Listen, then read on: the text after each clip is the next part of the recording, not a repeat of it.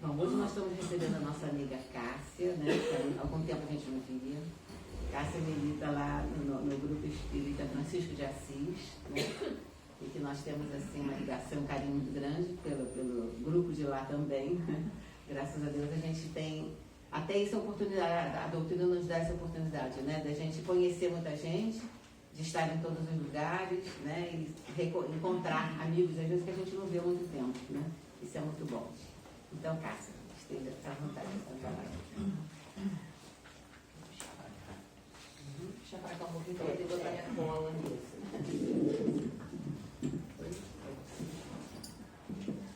Bom dia a todos. Bom dia. É um ligamento de emoção especial ouvir falar no Magdala.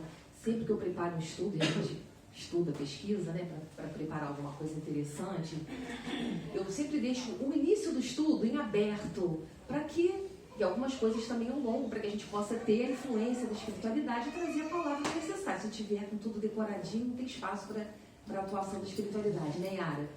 Mas assim, o Magdala é um capítulo à parte. Já estou ali tentando me equilibrar, porque eu já chorei muito, porque quando eu vou subindo essa escada aqui, meu coração, eu não posso falar, vai batendo mais forte um pouco. É assim, das casas que a gente conhece, como a Yara falou, a gente tem a oportunidade de conhecer várias casas. A Casa Maria de Magdala tem um lugar especial. A sensação que a gente tem quando adentra aqui o espaço da casa é que a gente quase que toca a espiritualidade. A espiritualidade, embora esteja no outro plano, para além desse nosso plano físico tão concreto, nós quase que tocamos a espiritualidade, né? Parece que a gente está mais próximo. E na época que eu pude militar aqui na casa, eu lembro de companheiros que desencarnavam, que tinham passado um período aqui, vinham nos dar notícia da casa no plano espiritual. Então, eu digo assim, a Casa Maria de Magdala que a gente está vendo é uma fachada, porque o que existe por trás é uma coisa muito, muito, muito maior, que nós não somos capazes de pensar, né? E quando pensamos assim numa casa com 31 anos, eu já nem lembro mais como é que é ter 31 anos, a gente... Acho que eu vou levantar aqui um pouquinho, tá indo o som direitinho? Tá. Quando a gente pensa em 31 anos, quantos corações nos dois planos da vida foram agasalhados, foram encaminhados, foram orientados pelo trabalho feito aqui. Eu, quando jovem, já se vai bastante tempo, estudei na escola católica. Então, naquele quadro de giz, que acho que nem existe mais, a galera mais nova nem deve conhecer, né? Se bem que eu acho que a gente é jovem há algum tempo, a maioria de nós, né?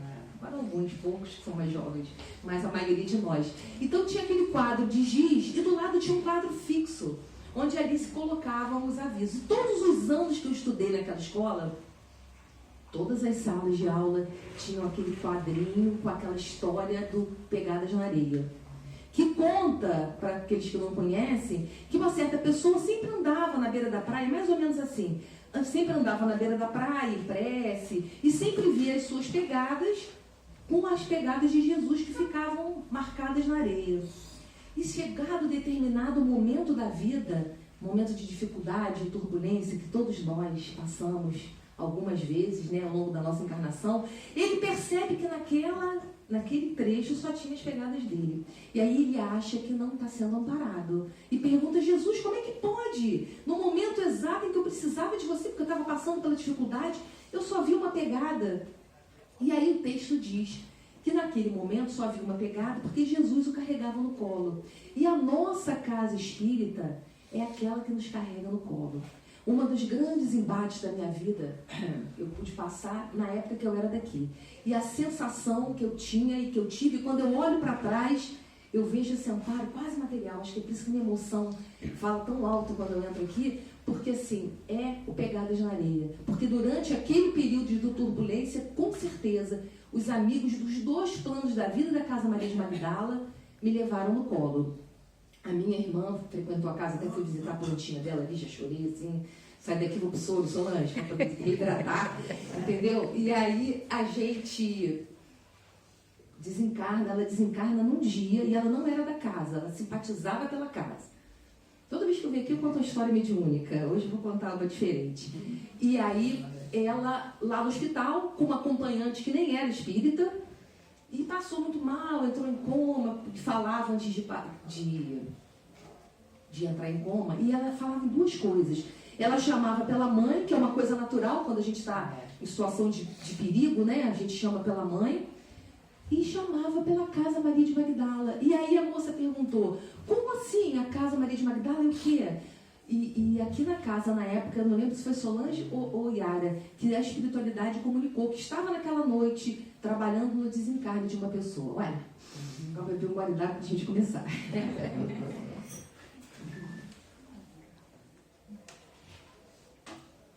Então é nessa emoção, nessa plenitude, né? A gente ganha assim, anos de vida mais quando experiencia a espiritualidade de forma tão contundente na nossa vida, que nós iniciamos o nosso estudo da manhã de hoje, trazendo para nós Amélia Rodrigues, que nos fala que, iniciado a pregação do Evangelho, disseminadas as primeiras sementes do Evangelho, todos os sofredores daquelas cidades em torno de Cafarnaum, né? Cafarnaum, a cidade de Naum, acorriam para a cidade, Betsaida, Magdala, porque todos queriam ter um convívio mais próximo com a fala de Jesus. Todos queriam se inteirar daquela mensagem do reino que vinha para agregar a todos. Então, volta e meia, Tiago, quando andava pelas ruas, ele era assaltado por um grupo de sofredores que o rodeava. A casa de Pedro, que ficava à beira do lago, era cercada por doentes, desalentados, que buscavam ter com Jesus. Mas, para além dessa busca de algum amparo, boa parte desses sofredores queriam se inteirar das questões do reino. O que seria aquele evangelho? Porque eles também queriam se somar à construção do reino de Deus aqui na terra. E assim, uma tarde, Levi, recolhido em sua casa confortável, porque ele foi coletor de impostos da época, era uma pessoa que tinha um rendimento considerável, tinha uma casa confortável, conversava Levi até que Jesus adentrou a casa. Não, desculpa, gente, estou muito emocionada. Deixa eu voltar lá atrás. Aí, bom, é isso mesmo, estava ele lá, eu sou muito chorona, sabe? Então, aí, quando eu começo a chorar, para parar é difícil. Tá bem que minha filha que veio não vinha, porque ela chora mais do que eu. E aí é ser um desacerto. Mas então vamos lá. Então, numa manhã, Mateus, Levi, né, recolhido lá na sua casa, conversando sobre as questões do Cristo, adentra a sua casa um grupo de sofredores.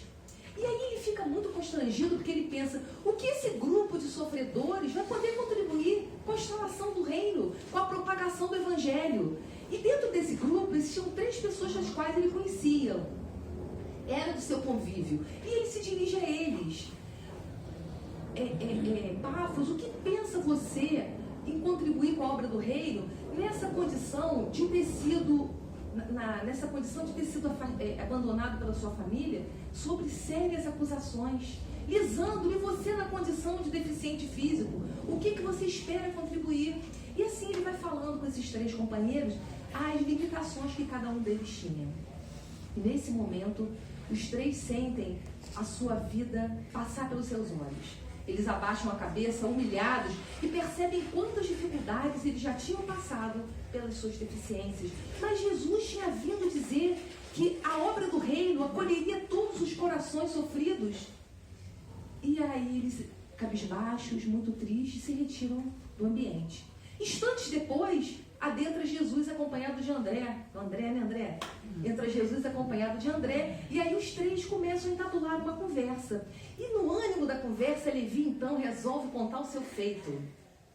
E fala para Jesus, imagina aqueles espíritos tão limitados, aqueles seres tão sofredores, o que poderiam eles contribuírem para a instalação do reino?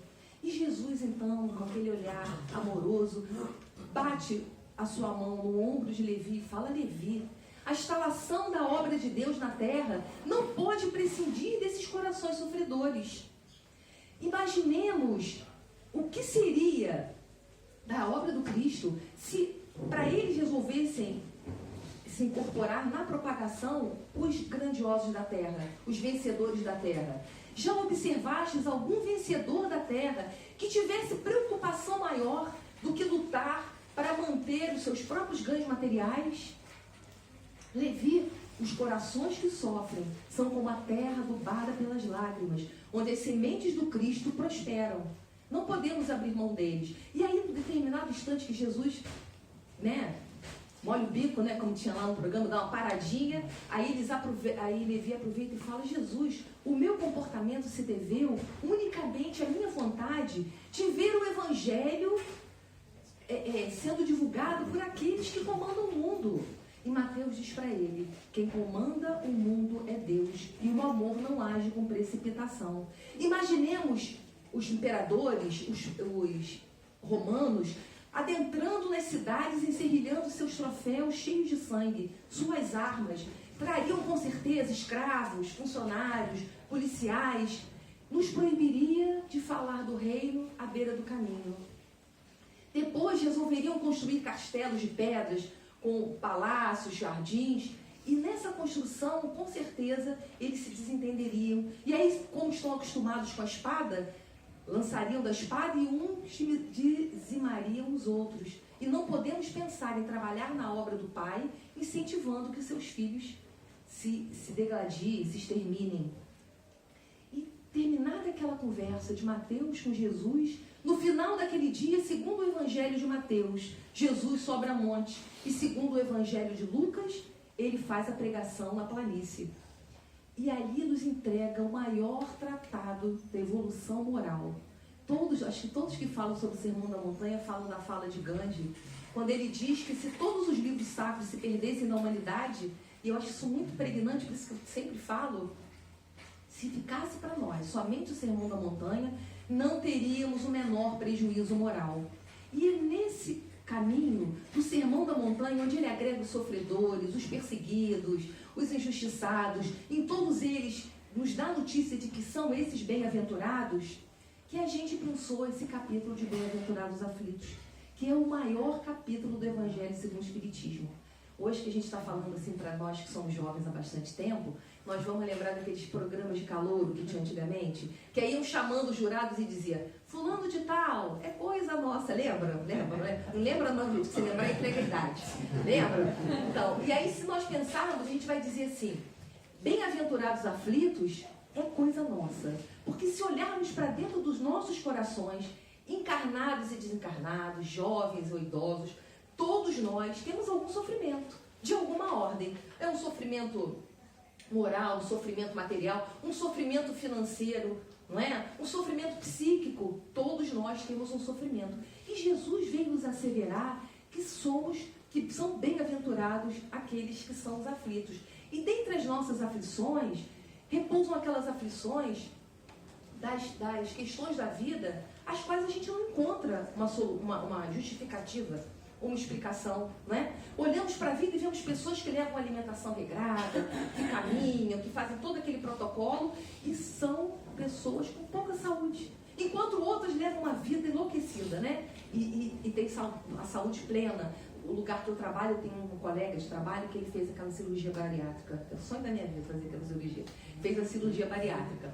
E depois que ele fez a cirurgia, ele come macarrão instantâneo e torresmo. Mas o bicho está lá forte, gente. Ele teve Covid 3 vezes, está extremamente saudável. E no mesmo ambiente de trabalho, temos uma colega que tem a alimentação toda regrada, só come orgânico.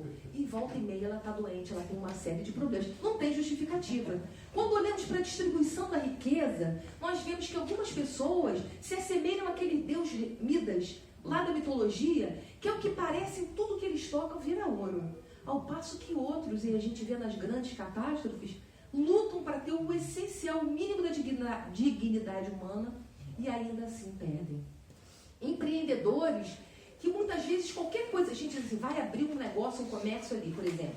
A gente diz, gente, não vai dar certo. Porque ali não vai vender, não passa gente e dá certo. Ao passo que outros, às vezes, fazem aquele estudo e abrem e nunca vai. Agora com essa tempestade que teve em Petrópolis, né? Eu adoro passear lá em Petrópolis, conversando com uma vendedora e ela falando assim, eu tenho uma loja de roupa num lugar que não é dos melhores, é um lugar perigoso, mas estou aqui há muitos anos. Meu marido abriu uma loja de móveis há muitos anos atrás e numa outra época dessa de tempestade, a criatura em pé na porta da loja vendo os móveis seguirem boiando como jangadas. passaram-se os anos com trabalho, esforço, dedicação e construiu a casa dele de móveis novamente. A chuva agora, é na porta da loja, vendo os móveis boiando com jangada. Então a gente não tem. E alguma coisa que ainda instiga mais ainda o nosso coração é quando a gente vê aquelas pessoas que são de bem, que a gente torce para dar certo, né? Diz lá, bem-aventurados os mansos, porque eles herdarão a terra. Herdam a terra, eles herdam tudo, porque a gente torce para que os mansos deem certo, não é? Então, a gente, quando olha essas pessoas corretas, maravilhosas, a gente diz, nossa, que a pessoa enfrenta uma vida dificultosa. Ao passo que outros, muitas vezes, com uma vida totalmente fora dos padrões, fora das leis de Deus, e a pessoa está prosperando, está crescendo. Então são situações que instigam o nosso raciocínio. E aí, nesse momento, cabe a todos nós visitarmos a nossa concepção de Deus. E aí, vai lendo uma semana do nosso lado, depois pode pegar lá com a Yara. Primeira pergunta do Livro dos Espíritos, enquanto o tempo vai lidar. Qual é a primeira pergunta? Que é Deus? E a resposta? Inteligência suprema, causa primária de todas as coisas. Inteligência suprema. E vamos visitar hoje o nosso conceito atual de inteligência. É uma inteligência intrapessoal, interpessoal, espacial, sinestésica e por aí vai uma série de inteligências. Então Deus, essa inteligência suprema. Imaginemos aquele que naquele setor de conhecimento a gente admira pela inteligência. Deus é muito mais. E a segunda parte dessa resposta, se nós trouxéssemos para a nossa vida, ninguém tomava mais calmante, ninguém tomava mais antidepressivo, ninguém teria problema de mais nada, ninguém teria mais medo, não menosprezando essas doenças. Não estou dizendo que é nada, que é frescura, nem que o trabalho cura, não estou botando desse rol. Mas seria muito mais fácil para nós levarmos a vida, porque diz que Ele é a causa primária de todas as coisas. Então, se Deus é a causa primária de todas as coisas, e Deus tem em si todos esses atributos, todas essas propriedades, vamos dizer assim, infinito, imaterial, justo, soberanamente justo, mas também amoroso, porque justiça sem amor é vingança, correto? Então, se ele que administra tudo e ele tem todos esses dons, a gente era para estar tranquilo. Então, vamos pensar que se existe sofrimento e existem situações na nossa vida que nos causam dor, tem que ter algum motivo. Porque se Deus é justo, os fatos da nossa vida necessariamente têm que ser justos. Então, alguns fatos do nosso sofrimento, se nós fizermos uma autoanálise, nós vamos descobrir a origem do nosso sofrimento no nosso próprio comportamento. Primeiro, vou pegar minha cola aqui. Primeiro, a nossa má conduta. Às vezes a gente olha determinadas situações e vivemos aquela situação pela nossa má conduta. No meu trabalho, a criatura vai lá porque quer ver um processo. Mas não tem o número do processo. Já não tem, né? Não tem o número do processo. E aí a gente pede o documento e consulta no computador. E aí, gente, esse computador deu um bug, porque aí tem um monte de processo. Aí a gente vai conversar com a pessoa para saber exatamente sobre o que ela está buscando informação. E aí ela começa a conversar e aí tabula uma conversa, um papo. E diz assim, saiu de casa, brigou na hora que saiu de casa. Aí pegou a condução para ir para lá, para o fórum, e brigou com a condução, que o Uber parou errado, o motorista do ônibus deu um tranco, a barca na hora de atracar bateu, e aí deu aquela balançada, né? Chegou no prédio, tem que passar para o detetor de metais. E aquilo ali é uma prova de evolução espiritual, né? Porque a gente volta e vai e volta. E aí a criatura também já se aborreceu na entrada do fórum. Pega o elevador, vai para lá para ser atendido e agora briga com quem está atendendo. Então, da onde vem essa dificuldade dessa criatura, se não da própria maneira como ela se coloca na vida?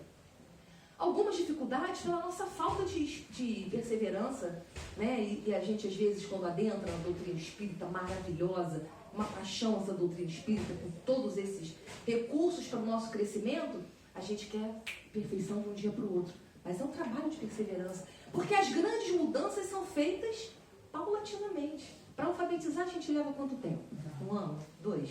Agora, para ter um curso, para ter um título de doutor, né? A espiritualidade é um dia, depois do dia na escola, em 365 dias, e vamos em frente. Então, muitas das nossas dificuldades também vêm pela nossa falta de perseverança. Vem pela nossa falta de moderação, né? Aquelas pessoas casusa, é tudo ou nunca mais, né? Então, o que nos cabe nesse momento? com relação ao nosso sofrimento é olhar para o nosso próprio comportamento.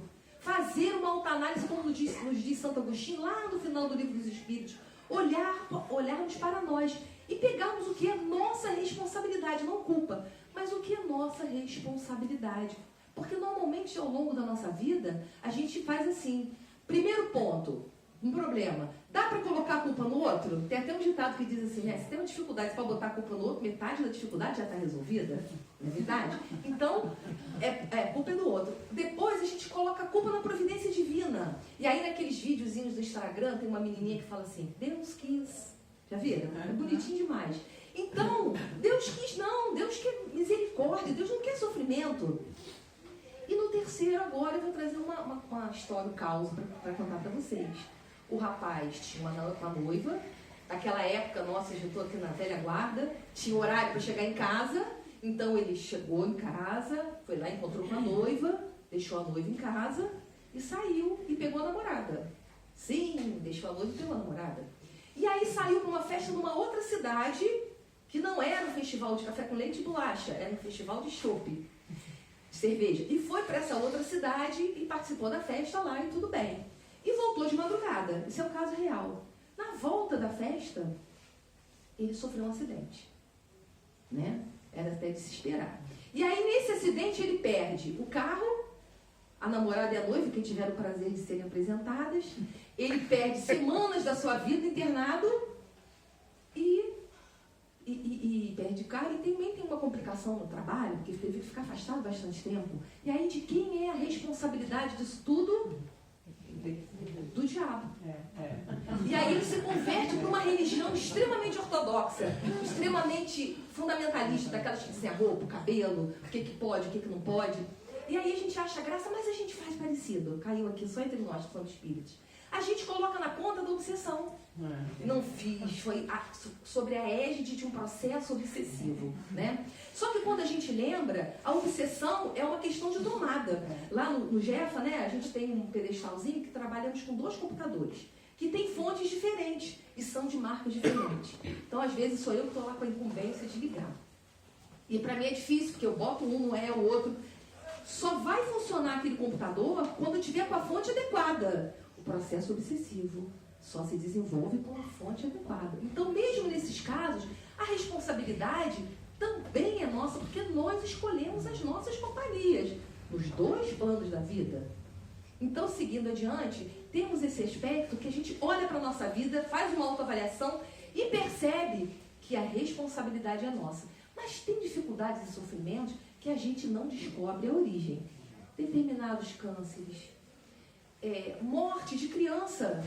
Gente, como morre criança? Morte de pessoas de forma prematura e que às vezes são um arrimo de família. Determinadas doenças degenerativas que a criatura já encarna com aquela doença e ela rouba dela até o direito de escolher o que come, de prover o próprio sustento. Então, voltando lá para a nossa questão anterior, se estamos sob a égide de Deus, se Deus é soberanamente bom e justo, tem todos aqueles atributos, essas causas têm que ser justas. E se a gente não as encontra nessa vida, a gente vai encontrar essas causas numa vida anterior. E aí a gente passa para a doutrina espírita e vê que as nossas dificuldades, quando não são vistas ali, criadas naquela própria vida, elas são de 2 naturezas, como nos diz Joana de Ângeles no livro Plenitude. Elas são provas ou são expiações.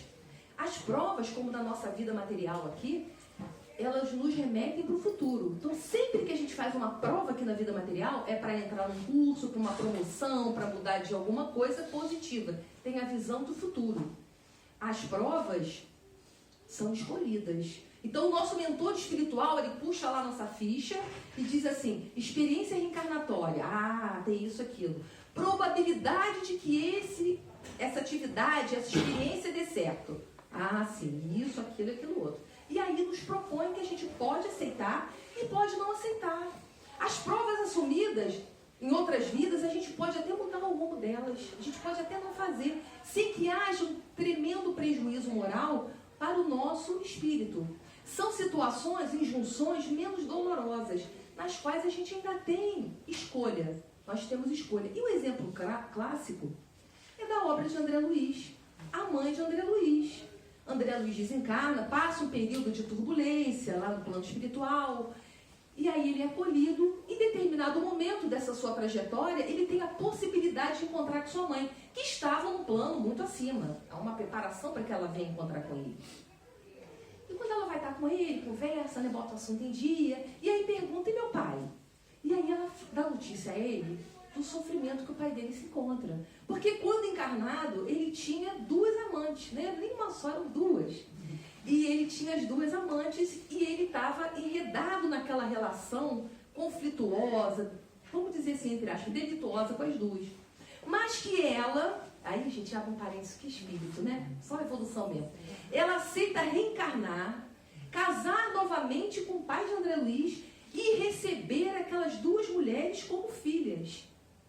Imaginemos a família como vai ser, conflituosa, complicada. Ela precisava passar por isso? Não precisava.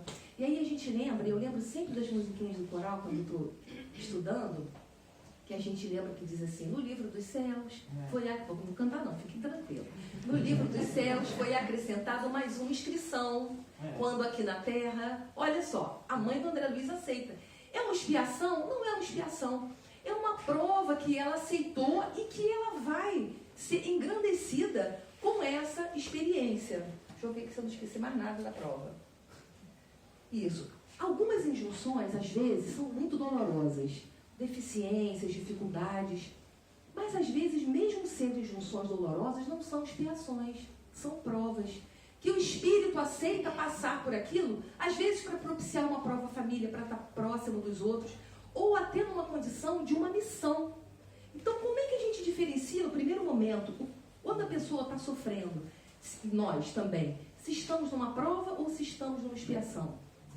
A gente descobre pela maneira pela qual nós passamos. Normalmente, quando estamos expiando, a gente reclama até de uma encravada, gente. Reclamamos de tudo. Já viu? É um sofrimento. Às vezes a gente está de fora e respeitando a dor de cada um, porque cada um sabe a sua dor. A gente diz assim, meu Deus, enquanto outros estão passando por dificuldades acerbas, estão felizes. Eu, no meu trabalho, há pouco tempo, fiz um curso sobre capacitismo. E o instrutor do capacitismo era uma pessoa que tinha uma deficiência severa, sabe? Mas muito bem, muito feliz com a situação dele. E mais ainda, ele aproveitou essa dificuldade dele, tinha um cargo, galgou um cargo de diretoria e usava a sua dificuldade para promover uma qualidade melhor para aqueles outros que tinham a mesma dificuldade e dificuldades semelhantes. Então, a prova, ela tem esse aspecto. Mesmo, de uma maneira geral, ela é mais suave. Mas, de uma outra forma, ela sempre se converte para aqueles espíritos que estão em provação, mesmo na dificuldade, não sei se vocês já viram, mas às vezes a pessoa está passando uma dificuldade muito grande e está feliz. Já vimos, com certeza. Dificuldade, eu disse assim, gente, se eu estivesse naquela situação, eu estava chorando de meio-dia à meia-noite. Mas a pessoa está ali, firme, alegre, ainda conforta outros que se encontram na mesma situação. Então, essa é a prova. Mas existe um outro sofrimento que ele é mais contundente, que são as expiações. E Joana de Ângeles nos fala que a expiação é um desafio, uma dificuldade que serve para nos trazer de volta à situação espiritual que estávamos antes da queda brutal, é o termo que ela usa. Então, se nos reportarmos ao direito penal, criminal, da vida material, a gente tem penas diferenciadas. A gente tem a pena de prestação de serviço à comunidade, cesta básica, regime aberto, regime semiaberto, regime fechado. Então, a prova da expiação seria essa prova mais dolorosa, mais contundente, lá quando estivéssemos já em regime fechado. E dela a gente não pode abrir mão, mas pode ser atenuada. Todos nós, acho que conhecemos aquela história clássica lá do irmão X, do companheiro que trabalhava numa madeireira, numa serralheria, e que no seu ofício perdeu um dedo. E comparece à reunião mediúnica muito entristecido, porque era uma pessoa do bem que vivia dentro da casa espírita, que fazia um trabalho assistencial sensacional. Como é que ele estava passando por aquilo? E aí ele tem notícia de que a sua programação era na expiação de ter perdido um membro inteiro e aprender a conviver com aquela limitação material, mas que pelo seu trabalho ele teve a sua expiação minorada. Então, a gente elenca aí nesses sofrimentos de expiação as paresias, alguns cânceres, né? Várias doenças que a gente não encontra, de fato, uma explicação. Mas o que nos conforta, pergunta 260 e 261 do Livro dos Espíritos, é que, de regra, os nossos sofrimentos de outras vidas, eles são escolhidos por nós. A regra é que nós, antes de reencarnarmos, a gente escolhe a prova. E aí eu fico pensando, faço um parênteses, eu fico pensando assim, eu quando vou no nutricionista, porque aí eu quero tanto, estou com uma dificuldade tão grande que ele diz assim, tem que tirar isso, pode tirar. Tem que tirar aquilo outro, tira. Pão nunca mais, doce, Deus me livre, passando amor, festa junina, mas nem pensar. Aí quando a gente cai na vida, a gente vai lá e vê a maçã do amor chamando. A gente vai na festa junina, Bagdade, tem um monte de coisa boa e a gente acaba lá comendo. E sai da coisa. É exatamente o que acontece no nosso plano reencarnatório. Quando a gente está do lado de lá, a gente diz, eu vou melhorar. Não, pode mandar tudo que eu suporto. Não, eu quero também. Não, também pode. Pode botar também aí. E quando a gente reencarna, a gente acaba perdendo. Mas certeza primeira, que nós estamos escolhendo. E só nos é imposta alguma prova no caso da recalcitrância, naquela dificuldade, naquele erro, vamos dizer assim, ou então quando somos muito primitivos e não podemos escolher. Alguém aqui deixou o filho escolher a escola em que ia ser alfabetizado? Mas a gente deixou ele escolher o que ele ia fazer no nível superior lá, ou pelo menos deveríamos ter deixado, né? Eles, porque alguns não deixam. Deixado ele escolher o que ele vai fazer lá na sua profissionalização. E aí a gente às vezes se pergunta, meu Deus, mas como é que na vida material eu vou conseguir me orientar, saber o que eu tenho que fazer, saber o que eu tenho que mudar, se eu não lembro da outra vida? E aí a espiritualidade, também nesse capítulo 5º do Evangelho segundo o Espiritismo, que é um capítulo lindíssimo, nos fala. Nós não sabemos da nossa vida passada, porque se estivéssemos numa situação muito boa e viéssemos para colaborar, a gente ia subir na caixa de fósforo e fazer um discurso. Nosso orgulho ia se exacerbar, e nós nos acharíamos o máximo. Por outro lado também, quando envolvidos naquelas tramas em que nós somos devedores de todos, nós nos sentiríamos humilhados, porque nós encarnamos e reencarnamos num grupo sempre parecido, próximo, que nós vamos nos endividando, entre aspas, né? Vamos nos comprometendo com eles se comprometendo, e o amor vai nos ligando por aqueles laços, e a gente acaba convivendo sempre com o mesmo grupo. Mas como é que eu posso saber, o que eu posso melhorar em mim? E aí a gente vai buscar a cartilha de Emmanuel no livro Pensamento e Vida, que antes de reencarnar, ele vai lá fazer esse curso, 30 capítulos, 30 aulas. E numa delas, ele nos fala o seguinte, que o nosso reflexo, o reflexo vai dizer qual é a nossa emoção. A nossa emoção vai plasmar a nossa ideia. E a nossa ideia, enfim, vai definir qual vai ser a nossa fala e a nossa atitude. Então, uma pesquisa muito boa sobre nós, qual é o nosso reflexo? Quando estamos diante de qualquer situação da nossa vida, nós somos aquele que enaltece ou somos aquele que deprime o outro? Nós somos aqueles que veem o lado positivo na metade do copo que está cheia, ou nós vemos aquela metade do copo que está vazio? Porque tem pessoas que são igual aquele bonequinho do desenho animado antigo que diz, ó dia, ó azar. Eu lembro também de uma propaganda que tinha, de uma financeira, que estava lá todo mundo jogando futebol. Aí chegava a pessoa e dizia assim, empresta um dinheiro. Aí a propaganda, o juiz corria para um lado, o outro ia para debaixo do branco, todo mundo corria. Era assim, né? A propaganda da financeira, para a pessoa não pedir dinheiro emprestado e pegar na financeira. E algumas pessoas como nós, às vezes, em determinadas situações, somos quem está pedindo dinheiro. Se as pessoas pudessem, corriam. Porque o nosso reflexo inicial é de ver o lado negativo, sempre. E aí, como o nosso reflexo é negativo, a nossa emotividade vai ser negativa. Essa emotividade negativa vai plasmar o nosso pensamento, a nossa atitude de maneira negativa. Então vamos adiante. E aí a gente sai sábado de manhã, esse sábado de manhã maravilhoso, para ir para casa Maria de Magdala, para cá, se para lá e só falar de sofrimento e de desgraça, meu Deus do céu. Mas agora vem um lado bom. E para a gente começar a pensar nesse lado bom, a gente vai trazer uma pergunta, um artigo do Código Penal da Vida Futura, que eu adoro, amigos. É o artigo 2º, em que ele diz assim: a felicidade perfeita é inerente à perfeição. Quer dizer, a purificação completa do espírito. Toda imperfeição é ao mesmo tempo uma causa de sofrimento e de privação de ventura. Da mesma maneira que toda qualidade adquirida é uma causa de ventura e de atenuação do sofrimento. Então, se os nossos sofrimentos ao longo da nossa vida nos servem para seguir a única herança da qual nós não podemos abrir mão, que é sermos felizes, sermos perfeitos na nossa perfeição relativa, as nossas dificuldades nos servem para esse crescimento.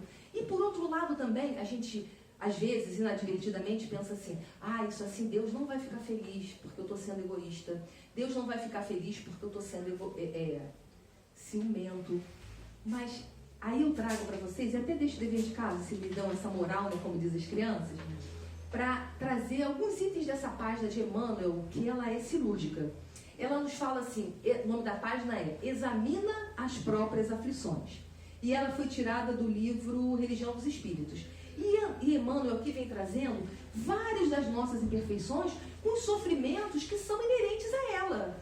Não é um castigo de Deus, é a própria dificuldade. Então ele fala, aquela pessoa que é sovina, pão dura, muquirana, né, sorrisal que entra na água, mergulha e o sorrisal não derrete, porque a pessoa é mão fechada. O sofrimento da sovinice é miséria. Quem conhece alguém tão econômico, mas tão econômico, que tendo recurso vive na mesma situação do que aquele que está desprovido do recurso? O sofrimento da sovinice é miséria. O sofrimento do ciúme é o desespero, porque o ciumento ele pode controlar tudo. Pode ir lá fuxicar o celular, pode ir lá cheirar a roupa, olhar os bolsos, mas ele não controla o pensamento. E ele não consegue estar junto do outro a todo tempo. Então o sofrimento do ciumento é o desespero. Eu escolhi só os sofrimentos que eu prefiro. O sovinice primeiro foi o meu, porque aí eu me identifico. Vamos em frente. Ciúme. O sofrimento da impaciência é intemperança. A pessoa impaciente é uma pessoa destemperada. Né? A menor coisa, a pessoa vai e não aguenta. Então, nós vivemos em sofrimento quando vivemos com essas nossas dificuldades morais. E esses desafios que nos vêm para o nosso crescimento. Então, nós somos bem-aventurados quando nós somos... E tem mais coisa, tá, gente? Depois você vem em casa.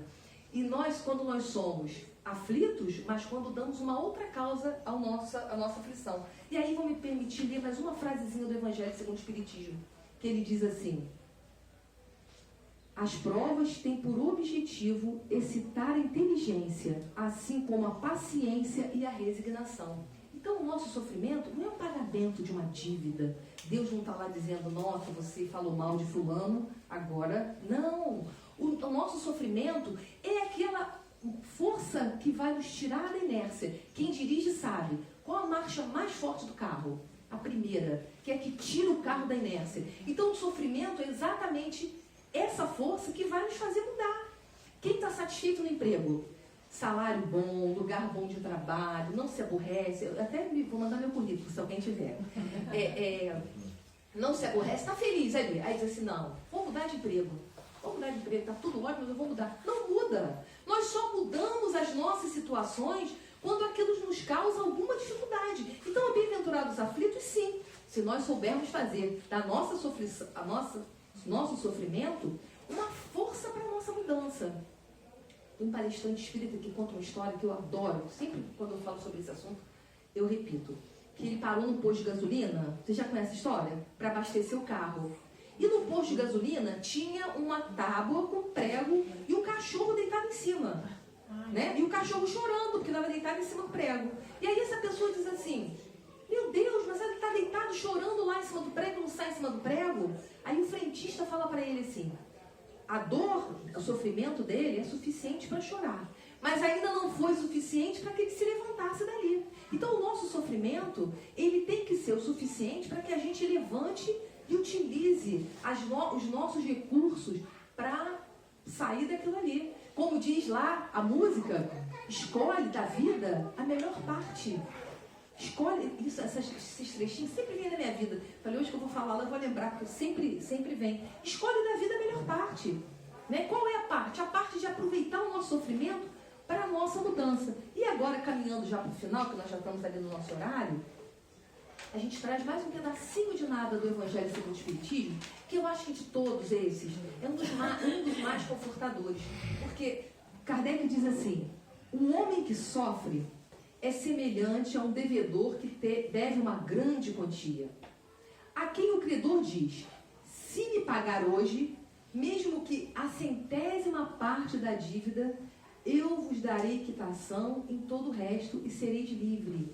Então, não se trata aqui de uma contabilidade, como a gente tem nas empresas, que todo crédito tem que responder a um débito, né? Não se trata disso. A lei de Deus, o nosso sofrimento não é um pagamento de alguma coisa, mas é um estímulo para a nossa mudança, para o nosso questionamento. A lei de Deus nos coloca no lugar onde colocamos o outro, para que a gente aprenda aquela situação, o sofrimento que é capaz de causar. O João de Anjos até fala o seguinte: os pequenos delitos, a nossa própria lei humana, penal, ela convida a reflexão, ela pune. Embora a gente saiba de todas as dificuldades que a gente tem aí com esse sistema nosso, mas já apresenta algum ponto de reflexão e de mudança.